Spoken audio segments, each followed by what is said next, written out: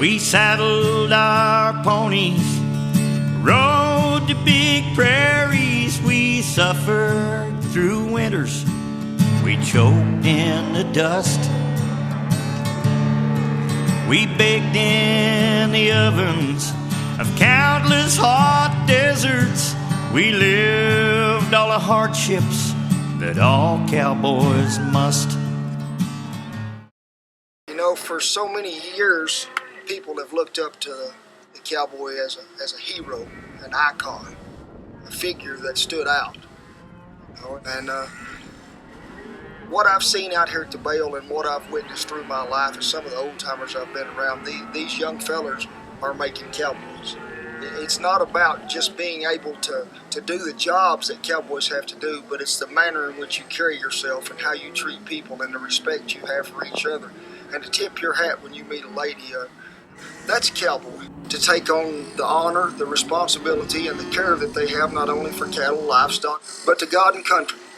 You know, they respect all of it. It's not the picture that you might have dreamed up, you know, on the silver screen of somebody toting a gun, drinking whiskey. There's a lot of good cowboys in the world, and there's a lot of good cowboys out here on the Bale that me and Shannon have fed.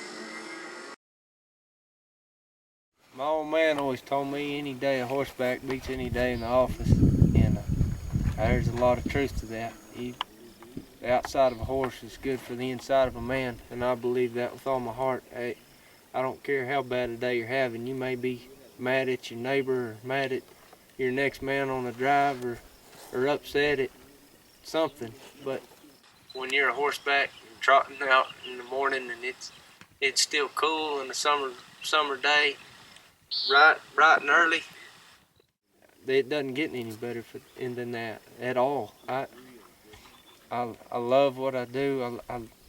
Yeah, there's a lot of other things that I could probably do to make more money, but I guarantee you money doesn't buy happiness, and that is a fact. It's a quality of life type of thing. Yes, it's not easy. You know, like we're saying, we're living a teepee for 4 weeks out here, sleeping on the ground. The food's great. The days are long. Nights are short. You know, it's just something that we want to do, and it's there's some trade-offs. You know, there's some.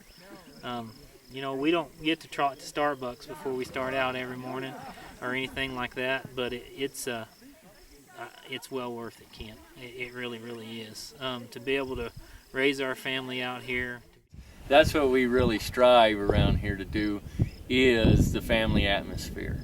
It's very, very much family oriented, and pretty much everything is based off of God and family, even in the whole company, not just the Bale Ranch.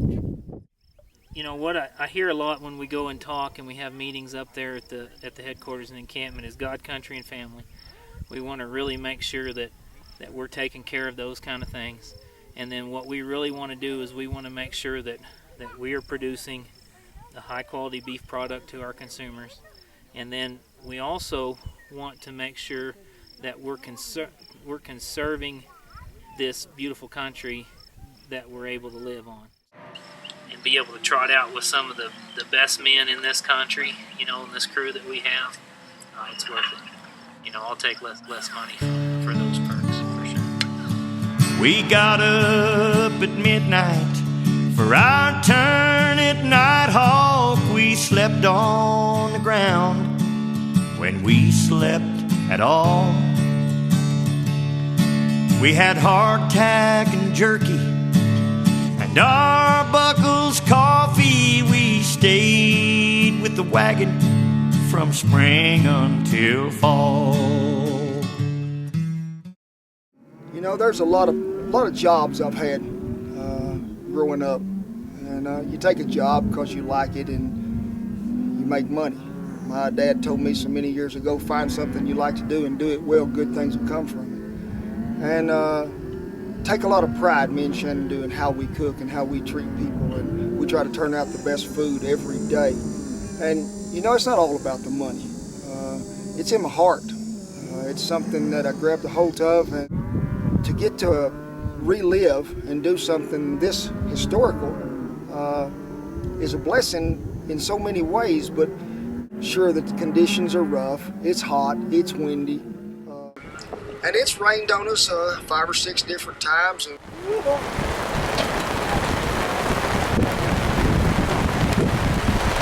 here's the rinse cycle. And we've had the fly blow down once or twice, had to take it down once. It's blow teepees over. You know, it's not like you can just walk in a cookhouse and just turn a knob on and go to cooking, or you turn the air conditioner on when you're hot, or you build a fire when you're cold. Out here, there's so many variables that the good Lord's going to give you. Take it down.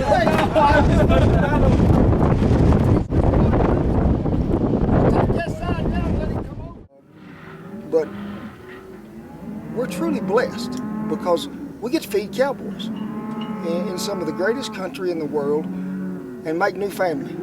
And that's what it's about. It's not just about getting paid. Friends are a whole lot more important than money. We made meager wages and lost them to strangers. And There's a lot of good cowboys in the world. As long as there's cattle, there'll always be a need for a cowboy. And oh, we were cowboys. We rode out of camp, single file. Whoa, we were cowboys. Thank God we were cowboys, at least for a while. Thank God we were cowboys, at least for a while.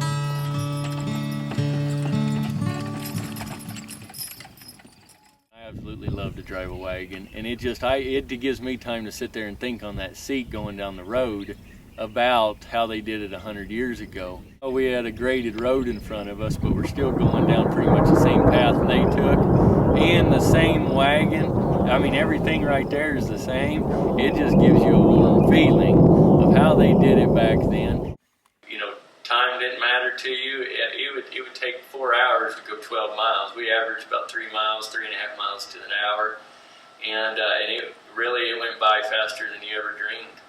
And it was therapy, as Kent would say. It was unbelievable. It takes you back in time. It's amazing. It's very much amazing.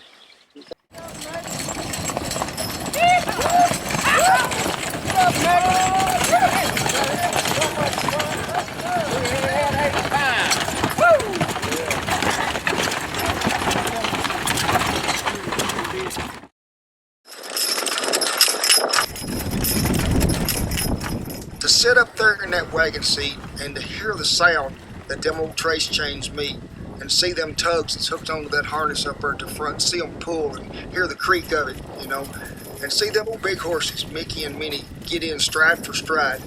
It's a rhythm. It's like a heartbeat. And you feel as when you grab the lines, you're an extension of these horses, and you can feel the power. But there's an eerie feeling there that I got coming down that old hill to know I'm sitting in a wagon seat driving in some of the same tracks that some of these old cooks have done forever.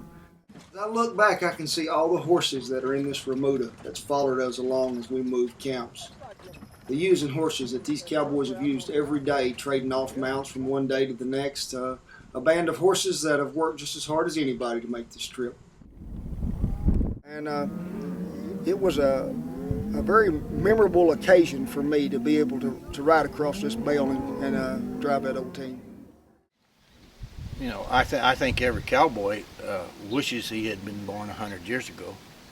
And by the horse-drawn wagon going out again, gave us that opportunity to experience, you know, to some degree what the old-timers experienced.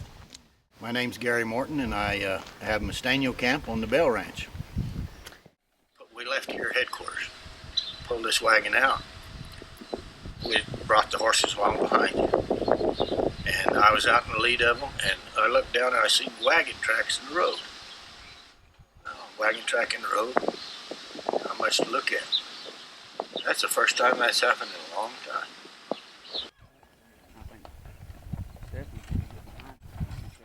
have an appreciation of the history. And I actually knew some of the men that followed that wagon. Yeah. It's kind of an emotional deal. Well, it is. And it's still going on, Yeah. in spite of computers. But some things remain the same. They built more fences on the ranch. There's more roads on the ranch. All that. It's still the same old place. It's the same old place. And the land is what remains. I mean, we'll all be gone. History someday, dust to dust. But the land remains. And this land and this ranch has a special place for generations and generations. It changes, it evolves, but praise God, it's still here. You know, the Bell Ranch has been here in one form or another since 1824, when it was granted to Pablo Montoya. For this part of the state, New Mexico in general has been more or less iconic. And you start naming off ranches on your hand that are those old, big, iconic ranches, and the Bell Ranch has got to be there. And so what I would like to do is to do the very best job that we can for Silver Spur Ranches. We need to raise the very best high-quality beef that we can, provide a wonderful product to our customers, but at the same time, we would like to do that by preserving the history of this ranch, not just the history of this ranch in landmass, but also the way that the cowboys work on this ranch, and then providing an opportunity for our employees and myself to raise a family on this ranch. It's the first time anybody ever dreamed about pulling a traditional wagon. And so we asked a lot of questions in the beginning. It went really, really well for the first time.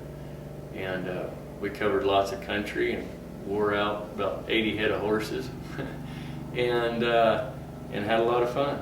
Had some unbelievable cooks. We're fighting the battle against progress and style. We're moving to cities. My dad's always told me, and I believe in it too, he says, we don't read stories, we make them. That's right. Very good, man. For a while.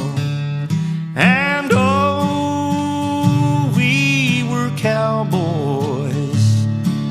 We rode back to camp, single file. Whoa, we were cowboys. Thank God we were cowboys, at least for a while.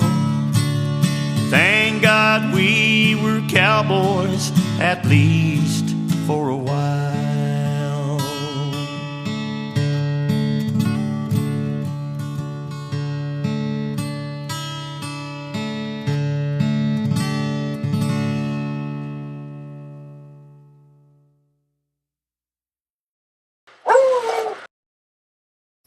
Ain't a better team in the world, is there, Brian? No, sir, there's not. Mickey and Minnie gonna go to Disneyland. Going to paint. And you look down there and all you see is butt. If you ever wanted to fall in love with big-butted women, these are the truth.